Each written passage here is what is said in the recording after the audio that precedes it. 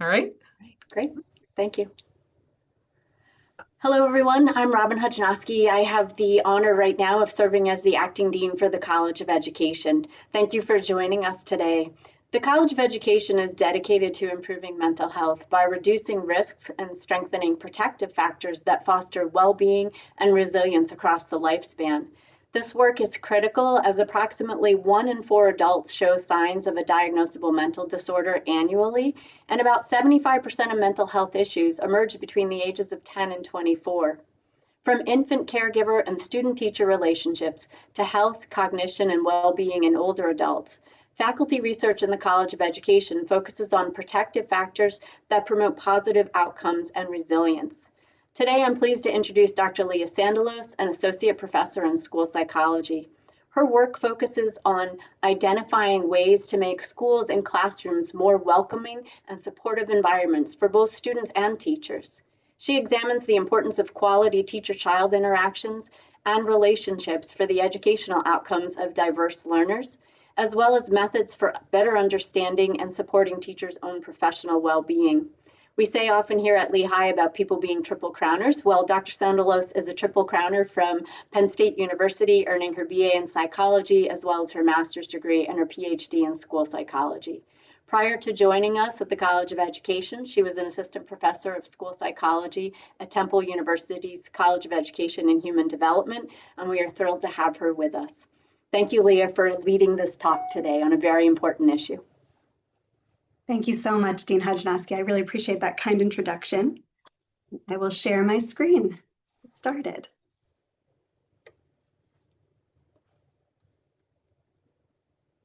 Okay. All right, well, thank you all so much for being here to attend this webinar today. I'm delighted to be able to talk to you about social emotional wellness and teacher-student relationships, and I look forward to your questions and discussion after.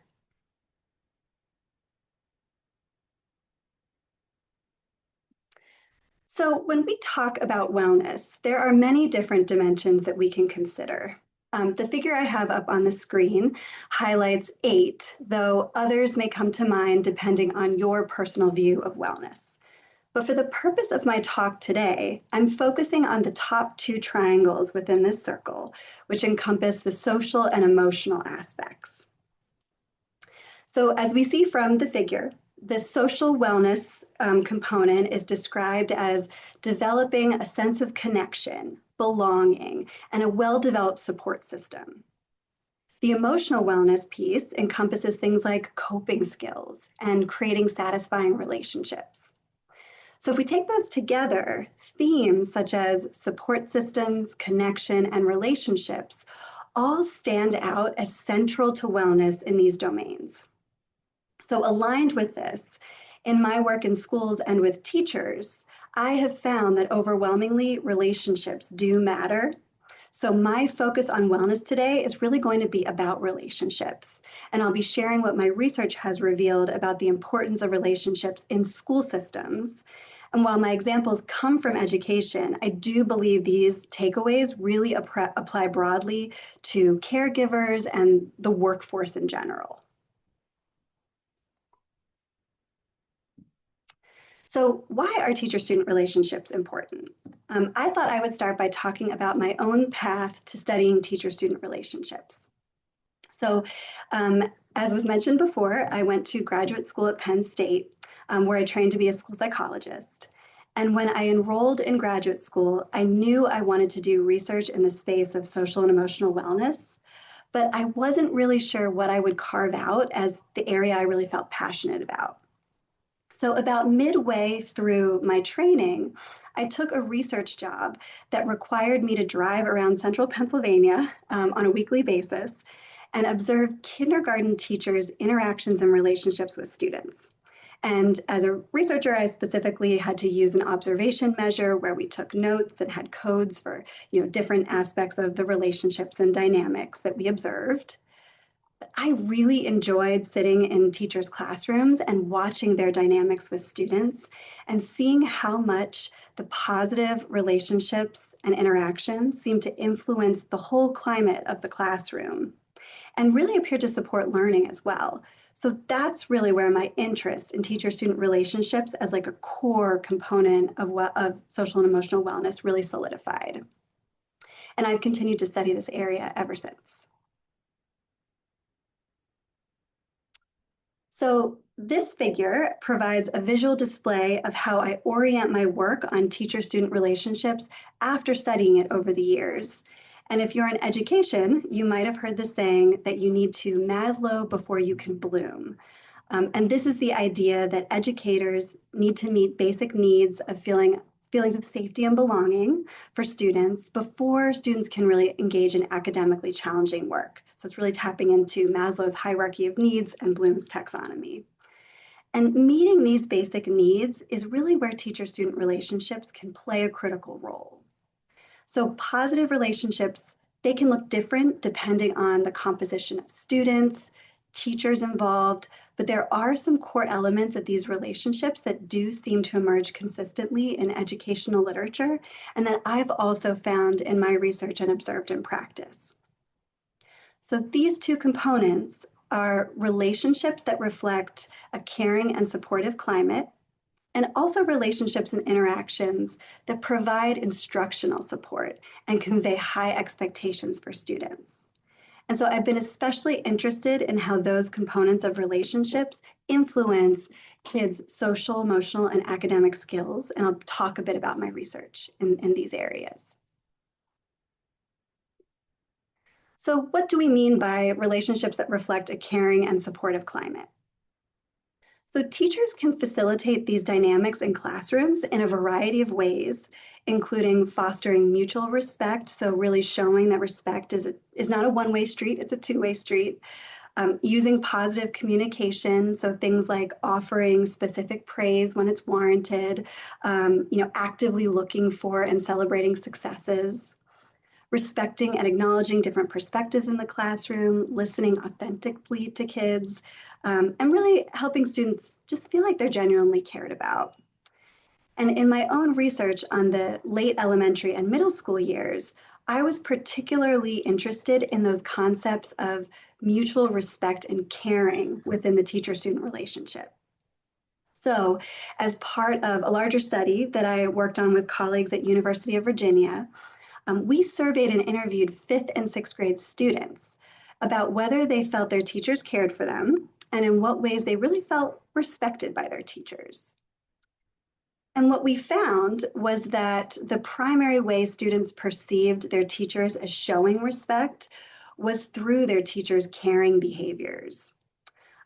So the more students felt cared for by their teachers, the greater their growth in social emotional skills. And in this study, we specifically measured growth in students' own respect for others over the course of a year. So this finding was especially compelling to us because it not only confirmed that perceiving teacher caring is really meaningful to students, but it also showed that it influences students' own social emotional development. And the fact that it influenced students' own skills suggests that within these relationships, adults are serving as models for that respectful and caring behavior for others. And this could, as I said before, this could really be a takeaway for any caregiving adult or mentor, or even, a leader, that students are looking to adults to model the positive relationships for them. And so because we interviewed students, I did want to share two quotes from students that tapped into teacher caring. So for Sanjay, he said, they, meaning the teachers, ask you, how was your day? How's it been? Are you feeling okay? If you're not, she was like, are you mad? Or stuff like that. So for Sanjay, teacher caring represented being attuned to his emotions, noticing if he's not himself, taking time to check in on him to see if he's okay. And then I have another quote from Kate who says, just by listening to the ideas I have, not just stopping me when I'm trying to say something, letting me finish my sentences. So for Kate, teacher caring includes those components of listening and hearing out her ideas and perspectives. And for both of these students, and in many in the study, caring really wasn't just simply about being nice. It was really about noticing them and hearing and seeing the students as individuals. So in addition to that caring piece, I also want to talk about a second aspect of teacher-student relationships, which is this instructional supportiveness and expectations for students.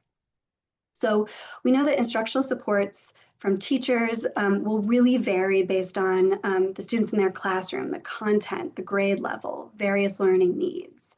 But one strategy in this space that I want to highlight that I think really gets at the relationship piece is teachers' ability to connect new concepts to students' background knowledge, interests, and past experiences. And to do this, teachers really have to get to know their students to be able to make those connections. One example of the benefits of this strategy was in a study that I worked on with colleagues, where we found that kindergartners who were dual language learners, so meaning they were learning English and another language simultaneously, made greater gains in early reading skills, specifically receptive vocabulary, during that crucial kindergarten year if their teachers more frequently connected new reading concepts to students' background knowledge and past experiences. So we see this being important for academics at even those earliest age levels. And I also want to highlight the role of teachers' expectations as a component of teacher-student relationships. So prior research, including my own work, has found that teachers' expression of holding high expectations for all their students and conveying a belief in students' ability to make growth, meet personal goals, positively influences academic achievement. In one study that I conducted with 4th and 5th grade students, I found that students who believed that their teacher had high expectations for them showed greater academic growth over the course of a year than students who did not see their teachers as holding high expectations. And that this growth was particularly salient for students of color who faced historical inequities in education. So those findings really demonstrated how powerful it can be if students have a sense that their teacher believes in them and they really internalize that. So after studying these two aspects of teacher-student relationships, I was particularly drawn to a theory that emerged from really high-quality classroom research that's been conducted on the idea of warm demanders. So a warm demander is an educator or mentor who blends high expectations with genuine warmth and support. They serve as this consistent, dependable, and caring adult presence, while also, really believing in students and maintaining those high expectations and rigor in the classroom. So in all of this work, a core takeaway has been that valuing warmth and rigor is really essential to that teacher-student relationship. And I have a quote on here from Lisa Delpit, who is a prominent researcher of warm demander teachers.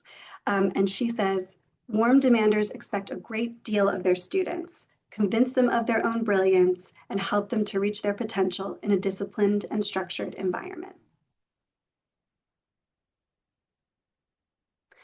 Okay, so I've talked a bit about teacher-student relationships and how that work has led me to some conclusions about warmth and rigor, but I also want to talk about the adults because I focused a lot on what teachers can do, but we also really need to recognize that teachers themselves, and if we think more broadly about mentors and leaders of any organization, they need to feel supported in order to, and experience social emotional wellness in order to serve as those warm demanders and really support students.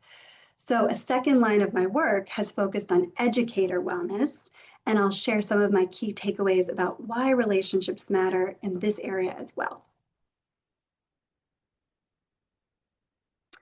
So if we think about various factors that influence teachers, or really anyone in the workforce, we might consider a few domains. So for example, the interpersonal context. This can really reflect relationships within the work environment. So for teachers, this could be relationships with students, other teachers, administrators like principals. There's also the organizational context, which might include what we often call things like general working conditions. So, for example, does a person have the time and the resources that they need to do their job? Do they have the adequate training they need to do their job? And what does the physical environment of the workplace look like? And then there's also an intrapersonal aspect. So, really within themselves, does a person experience job satisfaction? Does their work contribute to or detract from their general feeling of wellness? And today, I thought I would talk briefly about relationships in the workplace. So, really, that interpersonal context that contribute to those intrapersonal aspects. So, in particular, I'm going to highlight the benefits of relationships with other colleagues. So, in this case, in the research, I'm talking about teachers' relationships with other teachers. But again, I think this would resonate really with anyone in the workforce when you think about other colleagues that you have. So I explored this concept of colleague relationships across two studies where we interviewed and surveyed teachers. One was during what we'll refer to as trying times. So it was a study of K-12 teachers in the midst of the COVID-19 pandemic, so in spring 2021. The second one took place over a longer term, so it was over 5 years. We followed teachers between 2018 and 2023 and surveyed and interviewed them, and that was specifically elementary teachers. And in the pandemic study, what we found was that positive colleague relationships related to greater feelings of well-being for teachers. And teachers explained that the relationships with colleagues deepened as they collaborated on that instructional problem solving that was really needed during this very unique and challenging time. And they provided emotional support to each other. And teachers even went as far as to really describe their colleague relationships as a silver lining in education that arose during the pandemic. And then in the long-term study, although we actually found that on average, teacher well-being tended to decline over the 5 years, positive colleague relationships were related to higher levels of well-being. So in this case, we can think of relationships as a buffer against that potential for reduced well-being over time within the job. And teachers described colleagues as a sounding board and a really important source of support over those years. So just like the other study, I thought I would share some quotes since we did conduct interviews for both of these studies. And so a quote from a teacher in the pandemic study was, "My colleagues are wonderful. There's a team of 6 of us that teach 3rd grade. We've kind of all realized that we're stronger together, and the only way we're getting through it is together. So in that regard, we're doing okay." And then from a teacher who participated in that long-term study, they said, "When I'm with colleagues, when we can have planning time together to talk about what they see, what I see, what does the data show? What are these kids needing and how can I support you with that? That's when I really feel like we can make some growth. That's the stuff that really matters, having the time to talk to the teachers and the colleagues." So we see here that there are benefits both in that social and emotional support aspect, and also really strong benefits in just working together to share ideas to enhance instruction and support students. So just to conclude, I thought I would share a few key takeaways related to my research on relationships. So one is that relationships support social and emotional wellness, and I would argue that they are integral to one's social and emotional wellness. The second one is that relationships matter for youth and adults in schools, and even when we step beyond schools. Warmth and rigor are key aspects of teacher-student relationships, and colleagues are an essential source of workplace support. So thank you so much. I appreciate you all being here and listening. I shared my contact information on this slide in case you have questions or want to follow up at any point. Thank you so much, Leah. That was so interesting, and I encourage folks, if you have questions, we have some time to, ask you some questions to put it into the chat. A few came directly to me, so I'll share them and feel free to expand on some of your research with this. So this one hit home for me because I too have a small child at home that just started kindergarten, and I'm getting messages on the app from their teacher, and I'm trying not to be. I know this is recorded, but my sister won't see. I'm trying not to be like my sister, who was like always like messaging the teachers and harassing them. But it's been interesting to see their relationship grow. So, one question was, how can parents support teacher and student creating positive relationships? Sure, that's a great question. I think one way, and I know as a parent myself, I do this is, to try to understand what that relationship is like. So asking questions after school, really open-ended. What was your day like? And kind of trying to get a sense from your child about, what are the dynamics that are happening when they're in school. And then I think it is really valuable to also, I mean, we know that teaching is a stressful job, so we don't want to overwhelm teachers, but keeping that communication open. So say you felt like you didn't really know what the relationship was like, or maybe you even were a little bit concerned about it. I think reaching out to a teacher, potentially meeting with them, having some communication, but really in that process, approaching it as really forming an alliance and building your relationship as a parent with the teacher. Because I think the stronger the parent relationship with the teacher is, that would only support the teacher-student relationship. And understanding, are there things you can do at home? Are there strategies you can use so that your child is kind of receiving consistent messaging at home and at school? So framing it as a way, how can you support your child at home to really support their success in school? And like I said, really building that parent-teacher relationship as well. I love it. Thank you. Thank you for me and for whoever asked. I also wanted to share, I thought this was interesting. An alum or a participant, I don't know if they're alum, Tamara also shared she helped answer the question. Parents can support positive student-teacher relationships by speaking positively about their teacher and modeling positive conflict resolution based on behaviors. And she said that she's seen where parents will speak negatively about the teacher's eek and other have other staff in front of the kids, which impacts how those kids treat their teachers. So thank you, Tamara, for sharing that. Such a good point. Yes. Yeah, yeah. Mhm.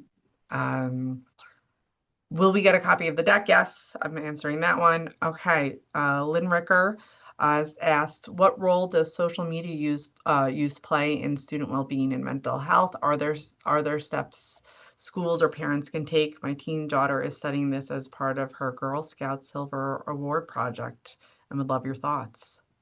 Oh, wow. Yes. I mean, this is something that I feel like even my research hasn't necessarily delved into yet. But like I said, as both a parent and a researcher of this space, I'm thinking a lot about this. And we know that social media is playing a really key role. I teach teachers in a social, emotional, and behavioral wellness certificate at Lehigh.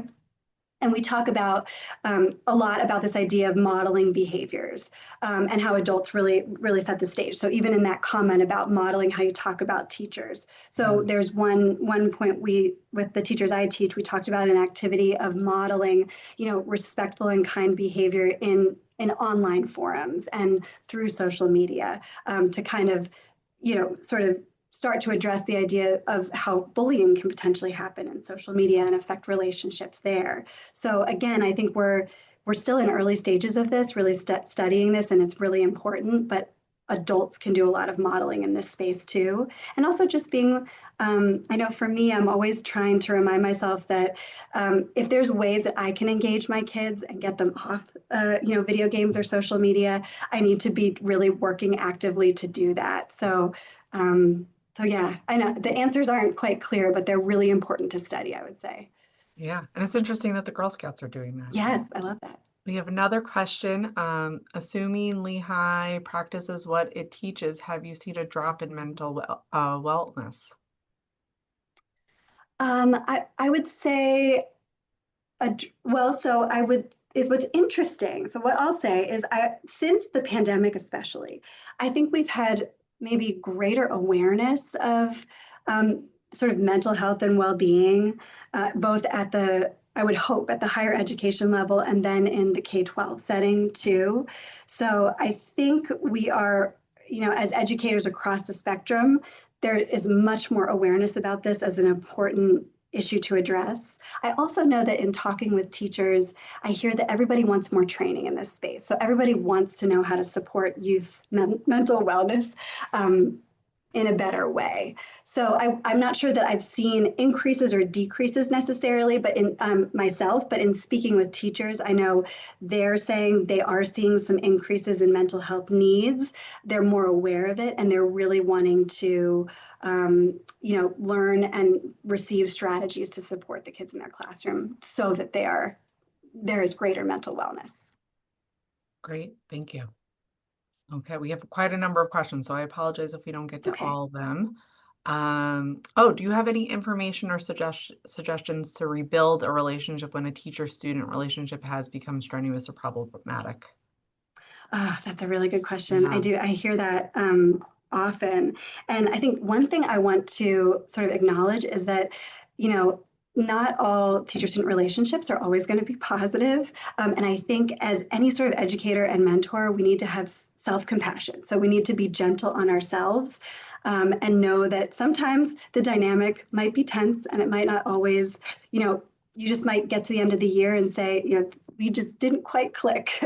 And that's okay. But what I would say is, just keep working at sort of low stakes check-ins. So maybe asking about the students' interests when you can, noticing their effort and sort of pointing that out, giving them, some opportunities to have a voice in class discussion. So sort of these micro interactions that can help slowly rebuild what might feel tense. And what I will say also is that it's really important to keep in mind that being warm and particularly that caring climate piece, that to really be able to run the classroom, you also need those norms for behavior. You need, your classroom management. So you're not getting rid of that just because you're, having a caring and supportive relationship. You're combining those. But like I said, it may take those small sort of brief interactions that are positive to help rebuild that over time. Great. Um, okay. Did your research with teachers include impact of the system or design of the school on their relationship with one another? They said example, ASU is working on next education workforce. One teacher, one classroom model does not work well. Oh yes, yeah. This is a really good point. A big piece of my work has actually focused on that other aspect of that figure I showed you, like the working conditions piece of things. So Mhm. really looking at the system.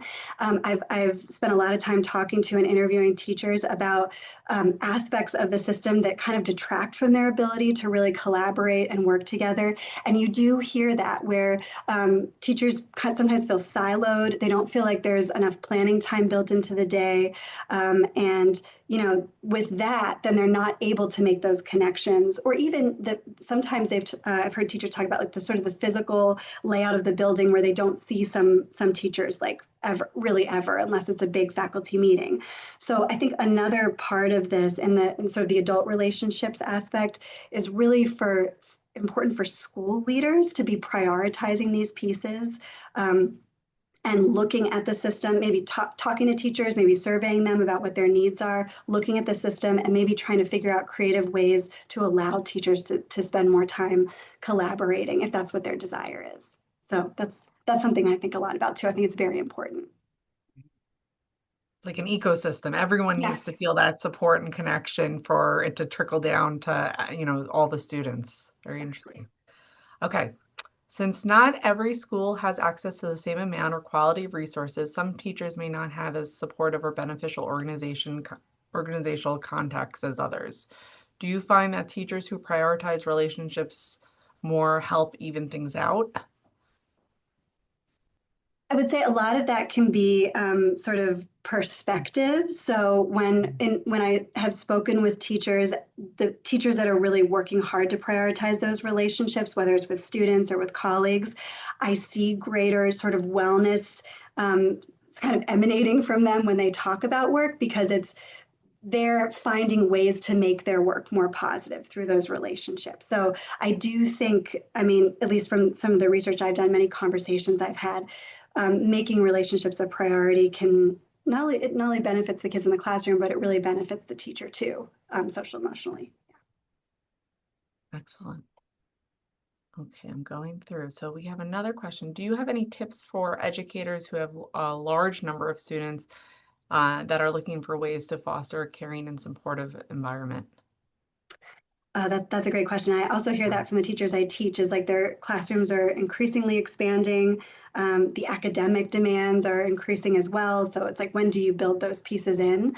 And something I think a lot about is, are there ways to, within academic content teaching, to sort of pull out students' ideas and interests through that the lessons that you're teaching. Maybe there's like a morning meeting or a morning sort of downtime you can build in so that everybody can sort of check in with each other. Even if it's a big classroom, it might be something that if it's part of the norm from the start of the school year, it's still manageable with a lot of students.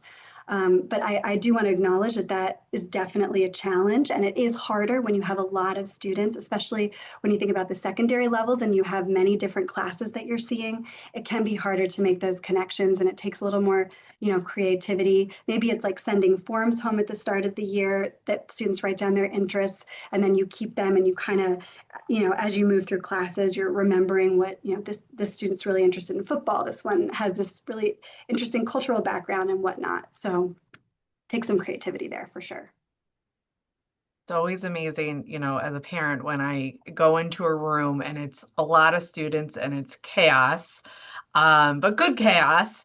And then the educator takes the time to share with me like one special thing that happened or connect with, my child and say, oh, I really love that you did that. I think it just goes such a long way. So, Yes. but I got a lot of respect for educators because I'm just like, I don't know how they're managing it with all these guys I know. and gals. All right, we have another question, and this is more about the parent-child relationship. So, do you have any suggestions to strengthen a parent-child relationship for school-aged kids but even as they get older? I mean, I'm always thinking about this because there's some days where I will come home from work and I'm talking all about relationships and social emotional practices. And then I go home and I feel like I don't always embody I'm not always practicing what I'm preaching. You sometimes just like lose that when, in the parent mode. So I think in the same way that we're talking about, teachers working towards warmth and rigor and conveying those expectations, at least in my mind, I try to do the same things at home. So really, trying to create a warm environment with my kids, listening to them, hearing what their interests are, and when we can, really making something fun out of that. But also, I'm always trying to convey my high expectations for them as well, and especially, I have boys, so when we go out in public, sometimes I'm trying to tell them exactly what I expect out of behavior before we're, in a new situation where I expect something could go wrong. So I think it's always a work in progress, and I really want to acknowledge that. But I do think conveying these same tenets as a parent um, can be beneficial. Because if we think about parenting styles and secure attachment, a lot of that parenting research really connects to some of this teacher research on warmth and demand. Yeah. Okay, we have time for a few more questions. So I have one. If one thinks of support as a spectrum from complete coddling to complete self-sufficiency, how do you manage the student journey along that spectrum, assuming more and more self-sufficiency is the goal? Yeah, absolutely. I think about this even as a graduate educator, and taught undergrad when I was at Temple University too. You think a lot about support as a spectrum. I absolutely think about it that way as well. And when you're first working with a student and you're kind of gauging, what their needs are, what their levels are, you're calibrating your level of support for them. But the goal is always for them to be more and more independent and autonomous. And I think even conveying that. Along the way, I know we need to work harder on this, but the goal is that you're going to be able to, get through this problem on your own by the end of the year, or having that sort of what they call a growth mindset about, working toward goals. that's really how we have to, I think about support as a spectrum. And using analogy sometimes can be helpful. So I work with students who have to do a lot of writing in graduate school, for example, and writing is hard. It's taxing. I think we often want to avoid it. So I use an analogy of like working a muscle, and our muscle starts out a little bit weak, and then we're working it over time. And with practice, it gets stronger. So I find that can, using sort of an analogy of what our goals are can be helpful as well. That's great. That's wonderful. Um, I want to share, this is a really nice note from Mort Sherman. So he is a Lehigh graduate from 1984, and he is praising the talk, and he shares, have you included Bloom's 1976 book, Human Characteristics in School Learning, in your research? And he just thinks you might be interested, and he's essentially he's really enjoying the conversation. I'm not doing it justice more, but I wanted to surmise. Yes, I haven't, and I will look at that because I'm always looking for additional sort of theoretical framing for some of the work that I do, and I see more. You're also highlighting Ron Ferguson's work with the tripod. I love the tripod. I've studied that, and Mind Up, a great program. So thank you for these recommendations. I really appreciate it. Great. I think we have two more questions in the chat. Maybe we can get to before the end of the time. So the next one is from Eric. Do you have any tips for working with students in this new environment? So I'm not sure. I don't know what the new environment, but maybe you do. Well, I guess if we're saying new environment as like sort of the sort of changing landscape of education is kind of what I'm guessing. But Eric, feel free to add a chat if we're Yeah. misinterpreting. But I definitely what I hear from teachers frequently that it does feel like a new environment, and I'll link again back to this idea that I think what I'm hearing from teachers in interviews is that they're seeing a lot more social emotional need in the classroom and a lot more responsibility put on them to support students. They say historically it was really an academic focus, and now we have such a greater awareness of mental wellness and mental health and social emotional need. And so, one recommendation I would make for educators is I think as a school psychologist personally, I think that school psychologists often are a resource in schools that aren't, tapped into enough to consult with other mental health professionals like counselors within the school system. So if a teacher is facing, a lot of new challenges in the classroom, I think reaching out to additional individuals and colleagues in the system that can be resources. Oh, I see AI versus teddy bears too. Yes. Well, the AI piece connects to that social media element, right? It's a whole new world that I admittedly have not ventured into studying very closely, but I think this is very important as we're thinking about students then developing relationships through AI, social media, things like that. To the extent possible, I think a balance is important. So we have technology, and technology is doing amazing things, but also making sure we have a balance with like some time off of technology as well. So I don't know that I have a great answer, especially for the AI piece, but I do want to say that something important to convey to kids all the way through up into college age is responsible decision making with AI. When do you use it? Using it with integrity, messaging like that. So if we're thinking about responsible decision making, AI feels like it fits really well there. Yeah. Great. We have two questions left, but I think we'll probably only have time to get to one. So let's do Dr. Sarita's. As a Latino educator, leader, mentor, how do I practice culturally responsive SEL when our community's values around privacy and resilience conflict with the need to ask for support? So I think that the culturally responsive piece is absolutely essential. And when I think about that, I also think about so like that every child really can be viewed as a cultural being. And so we want to be, if we think about we're trying to be responsive to kids' needs, if we're really getting to know them. And like I said before, it's really about understanding their interests, understanding, what their needs are academically, social, emotionally. It's really around the relationship piece. So I see what you're saying about, privacy maybe being a challenge in this space, but if we keep it broadly, like I'm just getting to know my students, building the relationship, each as cultural beings and individuals, I don't know if that might be a helpful framing of thinking about how to support kids. Um, Feel free to jump in, Dr. Sarita, if you have other thoughts too. I don't know if I answered the question quite as you were asking it.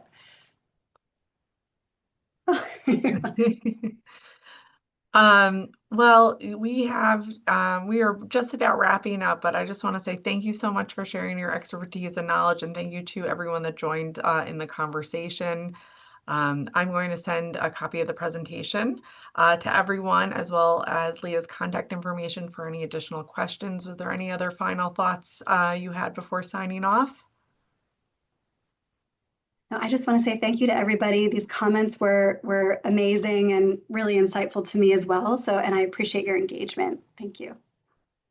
Okay, wonderful. Well, thank you, everyone. A recording of this will be put on our website, and I will follow with via email with all that information. So have a wonderful day and a happy holiday season. Thank you. Thank y'all.